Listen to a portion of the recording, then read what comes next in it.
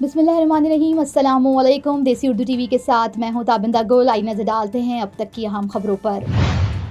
पाकिस्तानी वजीर आजम शहबाज शरीफ तुर्की के दौरे पर इस्तांबुल पहुंच गए। वजीर आजम शहबाज शरीफ का तुर्की के सदर रजब तैयब उर्दगान से मुलाकात।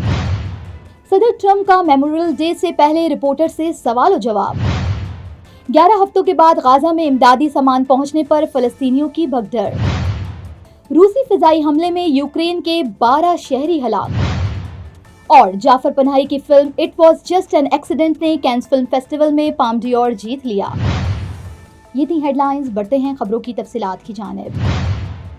नाजरीन, यहाँ पे आपको बताते हैं कि वजीर आजम शहबाज शरीफ 2 रोज़ा सरकारी दौरे पर तुर्की पहुँच गए हैं। इस्तांबुल हवाई अड्डे पर उनका तुर्की के वजीर दिफा याशिर गुलर, इस्तांबुल के डिप्टी गवर्नर एर्दोगान अरमिज, पाकिस्तान के सफ़ीर यूसुफ जुनैद और दीगर एहलकारों ने गर्मजोशी से उनका इस्तकबाल किया।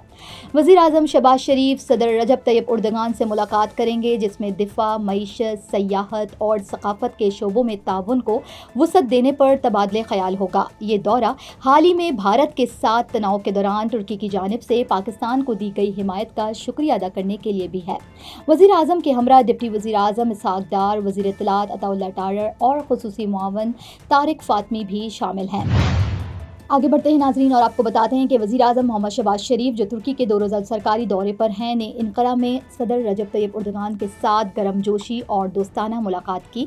इस मुलाकात में पाकिस्तान और तुर्की के दरमियान गहरे और तारीखी भाईचारे को उजागर किया गया, जो मुश्तरका इक़दार, बाहिमी एतमाद और खित्ते में अमन व खुशहाली के लिए मुश्तरका विजन पर मबनी है। दोनों रहनुमाओं ने दो तरफ़ा ताउन की मौजूदा सतह पर इत्मीनान का इजहार किया और दिफा, तिजारत, सयाहत, तालीम और सकाफत समेत मुख्तलिफ शोबों में ताल्लुकात को मज़ीद मजबूत बनाने पर भी इत्तेफाक किया। वज़ीर आज़म शहबाज शरीफ ने सदर उर्दगान का शुक्रिया अदा किया कि तुर्की ने पाकिस्तान को इलाकाई चैलेंजेस के दौरान मुस्तकिल हिमायत फराहम की है। मुलाकात में दोनों ममालिक के अवाम के बाहिमी फ़ायदे के लिए मिलकर काम करने और बैनुल अक़वामी फोरम्स पर ताउन बढ़ाने के अज़म का भी इजहार किया गया। नाज़रीन, यहाँ पे आपको बताते हैं कि वाशिंगटन डीसी वापसी के दौरान सदर डोनाल्ड ट्रंप ने मेमोरियल डे से पहले रिपोर्टर्स के सवालात के जवाब दिए। उन्होंने कौमी सलामती, वेटरन्स के अमूर और जारी बैनुल अक़वामी सूरत हाल समेत मुतादिद मौज़ूआत पर भी बात की। सदर ने फ़ौजी खिदमत में जान कुर्बान करने वालों को खराज तहसीन पेश करने की अहमियत पर जोर दिया और फ़ौजी हिमायत को मजबूत बनाने के अपने इंतज़ामिया के अज़म का भी अयादा किया। उन्होंने मौजूदा मुल्की मसाइल और आने वाले कानून साजी के तरजीही अमूर पर भी रोशनी डाली। प्रेस के साथ ये मुख्तसर तबादला उस वक्त हुआ जब मुल्क मेमोरियल डे के मौके पर शोहदा की याद में तकरीबात मनाने के लिए तैयार है। Neurological care is a pressing healthcare challenge in Pakistan.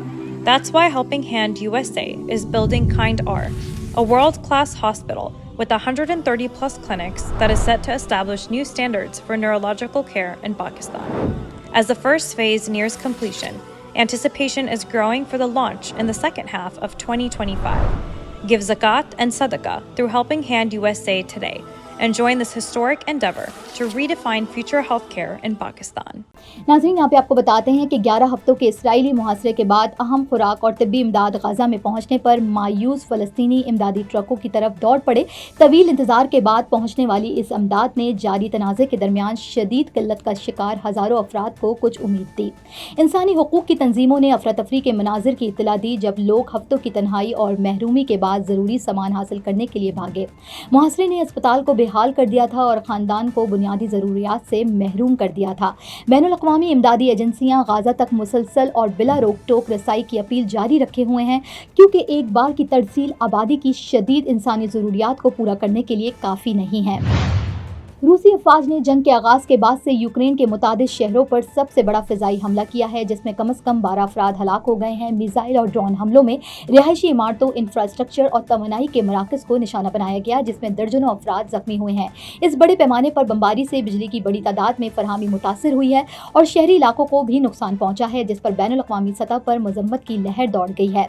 यूक्रेनी हुकाम ने इस हमले को दहशतगर्दी की मुहिम करार दिया है, जो कौम के अज़म को तोड़ने के लिए किया गया है। एमरजेंसी सर्विसेज मलबे में दबे हुए मुतासरीन को बचाने के लिए दौड़ पड़ी हैं, जबकि फ़िज़ाई दिफाई निज़ाम ने कई मिसाइल को रोक लिया है। ये हमला जारी तनाज़े में एक ख़तरनाक इजाफे की निशानदेही करता है।